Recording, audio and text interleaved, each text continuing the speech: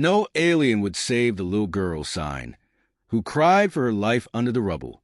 Blood pooled beneath her shattered body as bombs exploded and guns fired just meters away. Distant laser fires and plasma explosions lit up the smoke-filled sky while the young, pale blue Zor girl coughed up tears of dark purple blood running down her dirt-covered face. Drows and Doran warriors ran past, their boots stomping and tails whipping, armored courts trampling everything. A quadruple-pupiled, red-eyed soldier looked down as he raised his plasma rifle. Sign froze, too weak to scream. The scaly claw of the soldier touched the trigger, and he sneered, shaking his crested head before moving on, leaving Sign to slowly bleed out alone as darkness crept in. Sign prayed to the cosmic serpent for a miracle, for someone to save her. But in this hellish war between the Zor Confederation and the Older Alliance, who could possibly care about an insignificant lean child? Sign's weak moans cut through the cacophony. Sergeant Jack Thompson, a grizzled human combat medic with the Earth Alliance peacekeeping force, turned his head toward the sound and saw the young Dro's girl trapped, her life force fading with each labored breath. Jack's heart tightened. He couldn't just leave her there to die. Running over, Jack knelt beside Sign and quickly assessed the debris pinning her broken body.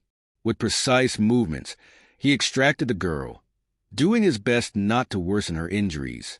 Sign let out a cry of pain as Jack finally freed her, cradling her in his arms. "I've got you, girl. You're going to be okay," Jack murmured, his voice reassuring despite the tremor of worry. Jack did a quick triage, noting Sign's shattered legs, the shrapnel embedded in her abdomen, and her crushed ribcage. He pulled a medkit from his belt and got to work. Biofoam to seal her lung punctures, pressure bandages to stop the bleeding, and a fast-acting painkiller and antibiotic injection. "Ramirez, I need a medic now," Jack shouted over his comms amid the explosions. "I have a critically injured Dro's girl. She needs surgery." "Negative, Thompson," came the reply from his comrade. "We have strict orders not to intervene. Leave the child and return to your post." Jack growled, "I won't let her die." He cut the link and lifted Sign, holding her close to his chest. Jack knew he'd face consequences, but he didn't care. He had taken an oath to protect the innocent, to value all life, and he wasn't willing to betray that now. "Hold on, sweetheart," Jack whispered to the barely conscious girl in his arms. "I'm getting you out of here.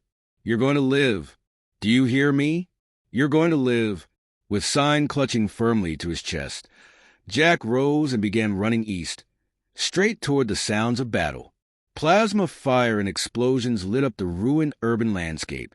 Hostile forces could be lurking anywhere, but Jack's focus was solely on the fading girl whose life he now carried in his hands. Jack's boots pounded against the debris-strewn street as he ran, Sign's limp body cradled close to his chest. The sound of distant explosions and gunfire echoed through the abandoned buildings, a constant reminder of the danger surrounding them. Jack's eyes darted back and forth, searching for any sign of trouble. A sudden burst of plasma fire erupted from a nearby alley, forcing Jack to duck behind a crumbling wall.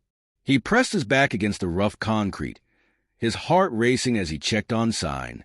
The girl's breathing was shallow, her eyes fluttering weakly.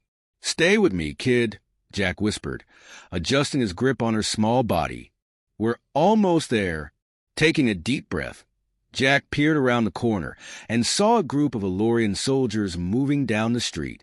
He waited until they passed, then darted out of his hiding spot, staying low and fast. As they approached an intersection, a high-pitched whistle filled the air. Jack's eyes widened. Artillery! He sprinted forward, diving through a nearby doorway just as a shell exploded behind them, showering the street with shrapnel and debris. Jack's ears rang as he looked down at Sign, relieved to see her still breathing. He brushed a strand of hair from her face, his heart tightening at the sight of her pain. A faint cry caught Jack's attention.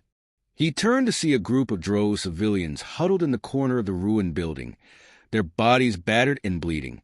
Among them, a Zor woman with the same pale blue skin, as Sign reached out a trembling hand. "Please," she said, her voice hoarse and desperate, "please take my daughter. Take her somewhere safe." Jack hesitated, torn between his duty to Sign and his instinct to help the other survivors. He looked down at the girl in his arms, then at the pleading mother. I can't leave her," Jack said, swallowing hard.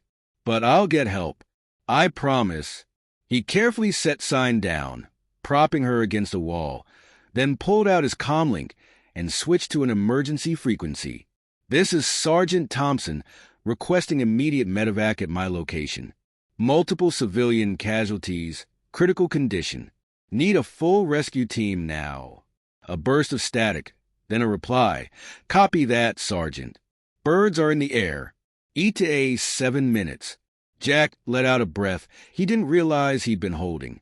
With a final nod to the civilians, he set off once more, making his way through the war-torn street. "You hear that, kid?" Jack murmured to Sign in a low, soothing voice. "Your mom's going to be okay, and so are you. I'm going to make sure of it." Sign stirred slightly, her eyes fluttering open. Jack's heart leapt. He smiled, trying to keep his expression calm and reassuring. "Hey there, tough girl. You're doing great. Just hang on." "It hurts," Sign groaned, her voice barely audible. "I know. Sweetheart, I know," Jack said softly. "But you're going to be okay. Want to hear a story?" Sign managed a faint nod, her gaze fixed on Jack's face. "All right, let me tell you about my home. It's a place called Earth, and it's the most beautiful planet you'll ever see." As Jack spoke of blue oceans, green forests, and towering mountains, he felt Sign relax slightly in his arms. He kept talking, his voice a lifeline tethering her to consciousness and hope.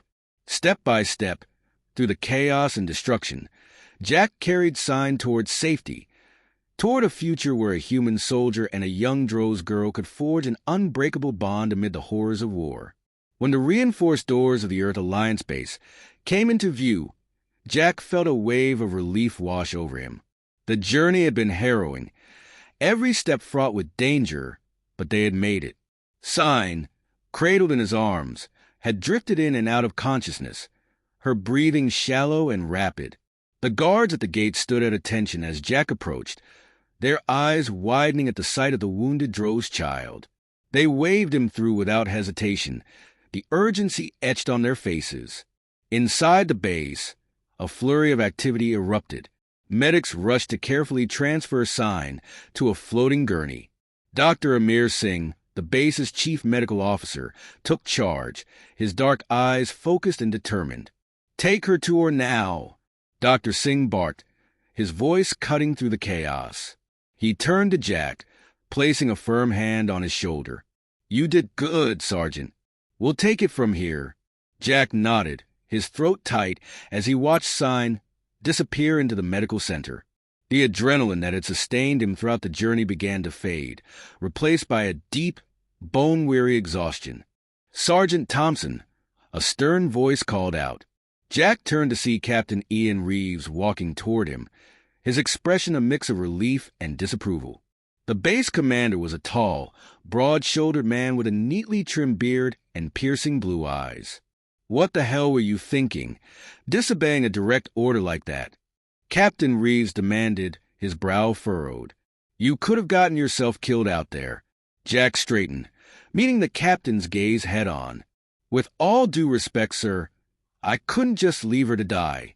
She's a child, an innocent caught in the middle of this damn war." Captain Reeves sighed, rubbing his face with one hand. "I understand your intentions, Sergeant, but you know the rules. We can't risk our own people for the sake of a single alien, no matter how young or innocent they are." "Then what's the point of us being here, sir?" Jack asked, his voice rising. "What's the point of calling ourselves a peacekeeping force if we can't even protect the most vulnerable?" The captain raised a hand, silencing Jack's outburst. "I hear you, Thompson, but you have to understand the position you put me in. I can't let this go." Jack's shoulders slumped. He knew there would be consequences for his actions, but he couldn't bring himself to regret it. "Here's what's going to happen," Captain Reeves said in a measured tone. "You have two options. You can accept a demotion and reassignment to a non-combat role, effective immediately, or you can face a court-martial and potentially be discharged from the Earth Alliance military altogether." Jack swallowed hard, the weight of the decision pressing down on him. He thought of Sign, fighting for her life in the operating room, and of the countless other children caught in the crossfire of this senseless war. "I'll accept the demotion, sir," Jack said firmly, "but I want to request permission to stay with the girl, at least until she's out of danger. She trusts me, and I don't want her waking up alone in a strange place." Captain Reeves considered this for a moment, then nodded. "Very well, Sergeant. You can stay with her for now, but once she's stable, you will report for your new assignment." "Understood." "Yes, sir." "Thank you, sir." As the captain walked away, Jack let out a long sigh. He knew his decision would have far-reaching consequences, but he couldn't bring himself to regret it. Not when he remembered the weight of Sign in his arms, her life hanging by a thread. He turned and headed toward the medical center, ready to stand watch over the young Droz girl, who had become his responsibility, his mission. No matter what the future held, Jack knew he would always be there for Sign, a guardian and a friend in a galaxy torn apart by war. As the days passed, Sign's condition improved under the careful care of Dr. Singh and the human medical team. The advanced technology and expertise of the Earth Alliance medics worked wonders, repairing her broken bones and healing her wounds. The young Droz girl, once on the brink of death, now smiled and laughed as she interacted with the staff, her resilience and spirit a beacon of hope amid the chaos of war. News of Jack's heroic actions spread quickly among the Droz people. The story of a human soldier risking his life to save a young alien child resonated deeply with a population weary of conflict and bloodshed. Sign became a symbol of the compassion and unity that could exist between humans and Droz, a reminder that even in the darkest times, there was still room for hope and kindness. Inspired by Jack's selflessness, more humans and Droz began to reach out to one another, setting aside their differences and working together to end the war.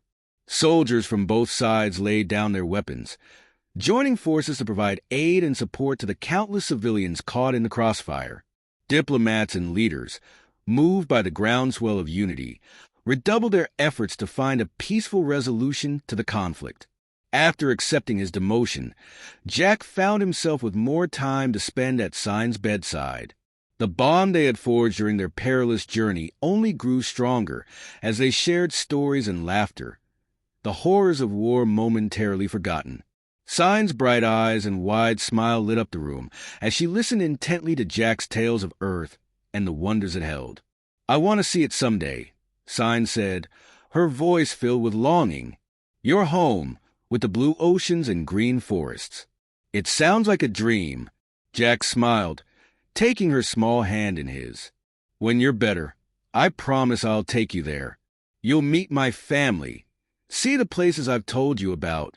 Sign's face lit up with joy, and she reached under her pillow, pulling out a small, intricately carved wooden amulet. "Here," she said, pressing it into Jack's hand. "This is for you. It's a good luck charm. To keep you safe and remind you of me."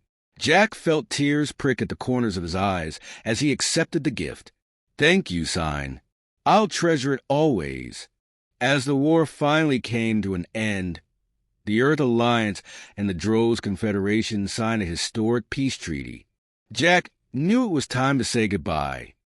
He stood by Sign's bedside, the young girl now strong enough to sit up on her own, her wounds nearly healed. "I have to go now, Sign," Jack said softly, his heart heavy. "But I want you to know that I'll never forget you or the courage and strength you've shown." Sign nodded, her own eyes brimming with tears. "I won't forget you either, Jack. You saved my life and showed me that there's still good in the universe." They embraced, holding each other tightly, the bond between them unbreakable. As Jack walked away, Sign's good luck charm clutched in his hand, He knew his life had been forever changed by the brave Dro's girl, who had taught him the true meaning of heroism.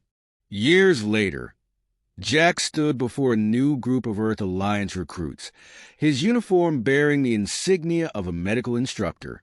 He held up Sign's good luck charm, the wood worn smooth by time and countless touches. "This," he said, his voice clear and strong, "is a reminder of why we're here. Not to fight wars, but to protect the innocent, to bring hope and aid to those who need it most.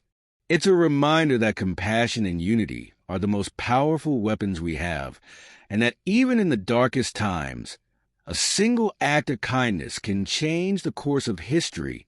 As the recruits listened, wide-eyed with awe and admiration, Jack knew that Sign's story would live on, inspiring generations to come.